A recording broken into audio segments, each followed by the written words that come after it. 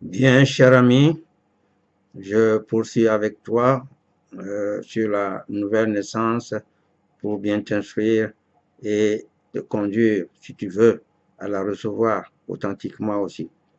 Parce que Dieu, comme je disais, Dieu a fait les choses tellement très simplement. C'est le diable qui les a compliquées par nous-mêmes, par les hommes. Évidemment, il n'utilise que les hommes pour accomplir ses desseins. Donc, quand Nicodème a posé la question à Jésus-Christ, comment est-ce que c'est possible pour un homme né de son père, de sa mère, de naître de nouveau, Jésus-Christ lui a répondu simplement qu'il faut seulement croire en lui.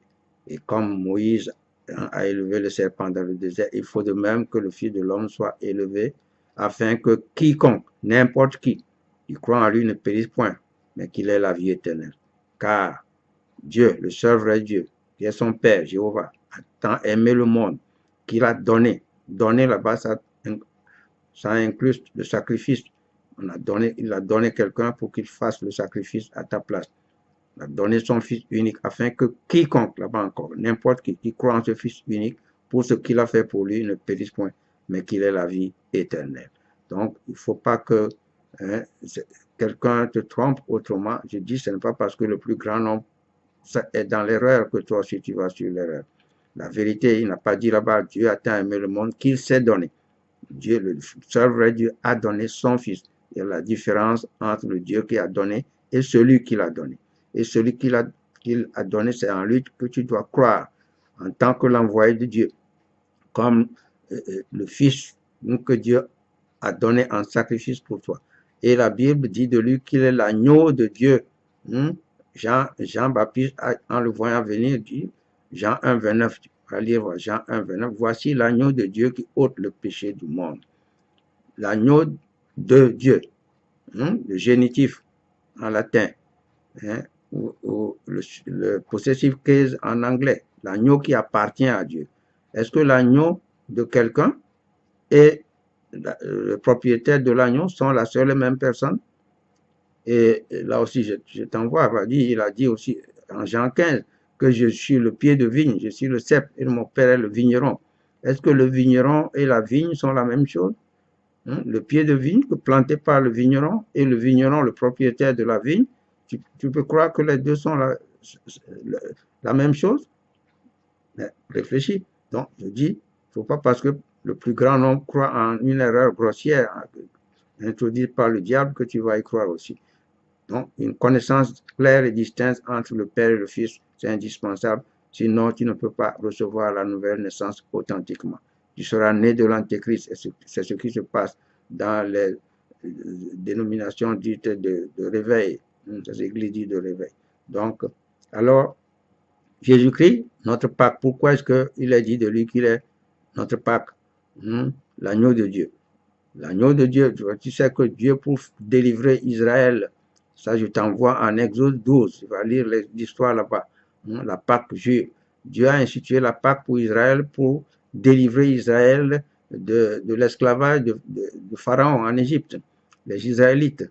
Donc, l'agneau, Pascal juif, doit être un agneau mâle sans défaut, âgé d'1 an. Un agneau mâle sans défaut, âgé d'1 an.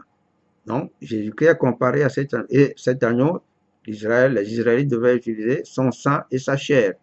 Deux parties, le sang et la chair. Le sang, c'est ce que les Israélites ont mis sur les linteaux, les poteaux, et c'est ce que l'esprit d'extermination a vu, et il n'est pas entré dans les maisons des Juifs. Donc, le sang, c'est pour sauver la vie des premiers-nés d'Israël en ce moment-là.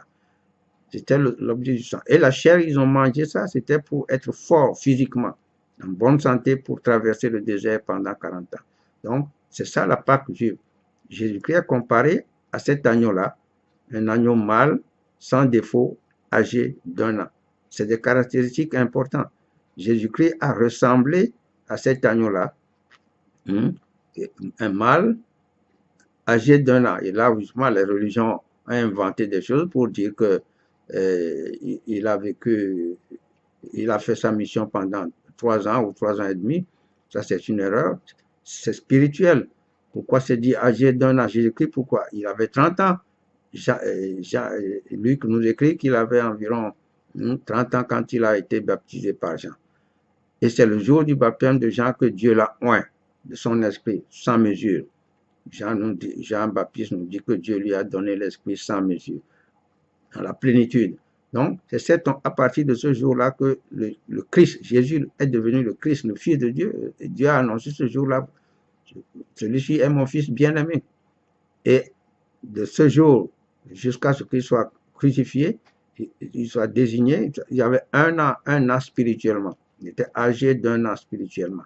Donc, s'il avait 30 ans, quand il a été oint par Dieu, donc il n'a pas, sa mission n'a duré qu'une seule année. De la Pâque, après son onction, il y a eu une Pâque, et la Pâque qui a suivi, il était devenu l'agneau pascal de Dieu pour l'humanité cette année-là. Donc, il était âgé d'un an, comme l'agneau pascal, je lis Exode 12. Et Jésus-Christ doit ressembler à cet agneau-là, c'est pourquoi il est appelé l'agneau de Dieu. Pierre dit de lui que vous avez été racheté par le sang de Jésus-Christ comme d'un agneau sans défaut et sans tache, un agneau sans péché. C'est lui seul. Dieu avait celui qui n'est pas commis de péché pour pouvoir nous sauver. Donc, il est pur, parfait, comme Adam était avant son péché. C'est pourquoi la Bible l'appelle d'ailleurs le deuxième Adam. Donc, voilà le vrai Jésus, l'agneau de Dieu pour toi, qui s'est sacrifié. Donc, son sang qu'il a versé pour nous, comme il a dit à la Sainte Seine, au repas qu'il a pris avant de mourir. Il dit, voici le sang de l'alliance pour la rémission, pour la purification des péchés répandus pour plusieurs. Alors, si tu crois en ce Jésus-là, c'est en ce Jésus que tu dois croire. Parce que le Dieu Tout-Puissant n'a pas de corps, ce n'est pas lui qui est venu prendre un corps. Mais il a mis la plénitude de son esprit dans un corps que lui-même, dont il est l'auteur, qu'il a fait former dans le sein de Marie. Donc, Dieu est réellement le Père de Jésus-Christ. Ce n'est pas Joseph qui est son père physique. Physiquement, Dieu est le Père de Jésus-Christ, mais spirituellement, quand il a oint de son Saint-Esprit. Et c'est cette onction qu'il peut te donner aussi pour que tu redeviennes son fils. Je te dis que c'est quand le jour où Dieu a mis son esprit sur Jésus-Christ qu'il a déclaré, celui-ci est mon fils. Toi aussi, le jour où tu reçois la nouvelle naissance, Dieu met en toi son Saint-Esprit. Et là, il peut dire, celui-ci est mon fils bien-aimé. Donc, c'est à toi de vouloir, de désirer. Mais il a rendu les choses tellement simples qu'il faut que tu crois en ce Jésus-là comme ton Seigneur, son substitut qui s'est substitué à toi, qui t'a remplacé pour prendre tous tes péchés. Et Dieu a tant aimé le monde qu'il a donné son Fils, il l'a donné pour que, si tu crois à lui, quiconque, c'est pourquoi je t'ai dit, ce n'est pas une affaire de religion. Vous voyez, un musulman qui dit qu'il ne connaît pas Jésus, qui ne peut pas connaître Jésus-Christ et croire en lui, il ne peut pas être sauvé. Un bouddhiste ne croit pas en Jésus, il ne peut pas être sauvé. Quiconque. Donc, c'est pas une affaire de religion, mais il faut croire dans le bon Jésus, le vrai Jésus, pas l'antéchrist.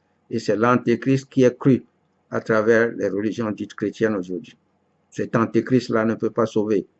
Il conduit les gens directement dans les temps de feu, dans la perdition totale.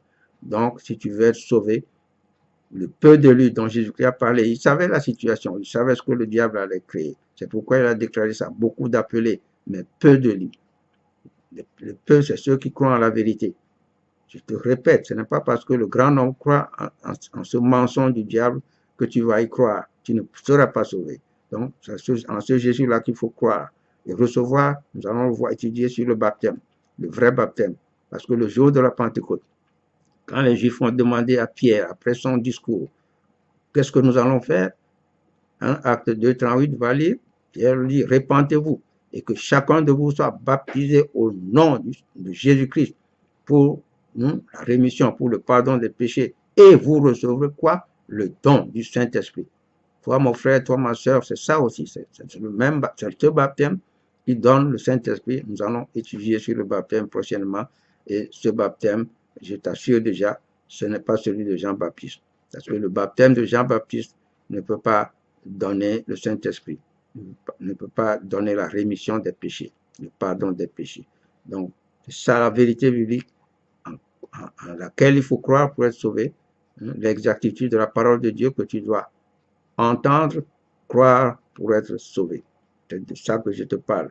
Donc, sinon, le vrai Jésus va te dire à tous ceux-là qui disent aujourd'hui Seigneur Jésus, mais en croyant que c'est Dieu qui est devenu Jésus-Christ ou bien c'est un autre Dieu, ce n'est pas le vrai Jésus, il leur dira, retirez-vous de moi, je ne vous ai jamais connu, vous qui commettez quoi? L'iniquité. Dieu est un Dieu jaloux, et c'est ça je dis, Exode 20, verset 5, 6. Je punirai l'iniquité des pères jusqu'à la 3e, la 4e génération de ceux qui me haïssent. Donc tu ne le connais pas pour l'aimer de tout ton cœur, tu le hais ça, tu ne le connais pas. Si tu crois en un Dieu trinitaire, tu ne connais pas le vrai Dieu. Si tu crois que Jésus-Christ est un autre Dieu dans la Trinité, tu ne connais pas le vrai Dieu. Si tu crois que Jésus-Christ est le grand Dieu devenu son fils, son propre fils, et ça c'est la croyance. Il y a deux formes de croyance trinitaire. Soit c'est le Dieu Père, Dieu Fils, Dieu Saint-Esprit, les trois distincts, mais co-égaux, co-éternels, mais ou bien que c'est le Père qui devient son Fils en même temps, qui devient aussi Saint-Esprit, qui change. Un pasteur m'avait dit un jour que c'est comme si je le vois. Aujourd'hui, il est dans sa toge, là, il est pasteur. Demain, si je le vois à la cuisine, au tablier, c'est lui-même, mais il est devenu cuisinier. Et si je le vois dans un atelier de charpentier, qu'il a un rabot, c'est lui, mais qu'il est charpentier, que c'est la même chose pour Dieu. Que c'est le même Dieu qui devient son fils, qui devient aberration. Aberration, ça ce n'est pas une connaissance du vrai Dieu. Donc voilà une autre forme de croyance trinitaire. Et il ne croit pas en trois personnes, mais il dit que c'est le même Dieu qui change. Or Dieu a dit, je suis Jéhovah, je ne change pas. Malachie 3,6, ou bien Jacques 1, verset 18 par là. Le Dieu immuable, il ne change pas. Et Jésus-Christ, tel qu'on l'a connu aussi, Hébreu, dit 12,8 ou 13,8, je ne sais plus là-bas, voilà, Hébreu, dit que c'est Jésus-Christ, c'est Hébreu 13,8, qu'il est le même hier, aujourd'hui. Celui qui a été connu comme Jésus le Christ, c'est lui qui ne change pas. Mais ce n'est pas Jéhovah qui est devenu son fils. Donc, ça aussi, croyance erronée. Tu ne peux pas être sauvé. Donc, le Jésus en qui tu dois croire, il est l'agneau de Dieu. L'agneau de Dieu qui appartient à Dieu ne peut pas être en même temps le propriétaire et l'agneau. Comme je te l'ai dit, la vigne et le vigneron ne sont pas la même chose. Donc, c'est en ce Jésus que tu dois croire. C'est lui qui s'est offert en sacrifice pour toi. Il est la Pâque de Dieu pour nous et Dieu nous a sauvés ainsi de l'esclavage de Satan, du diable, pour nous amener à lui, pour nous conduire vers notre terre sainte. C'est le ciel, la promesse de Dieu pour nous. Si tu crois, si tu es né de nouveau authentiquement aujourd'hui, la promesse pour nous, ce n'est pas le paradis sur terre. Notre cité à nous est dans les cieux.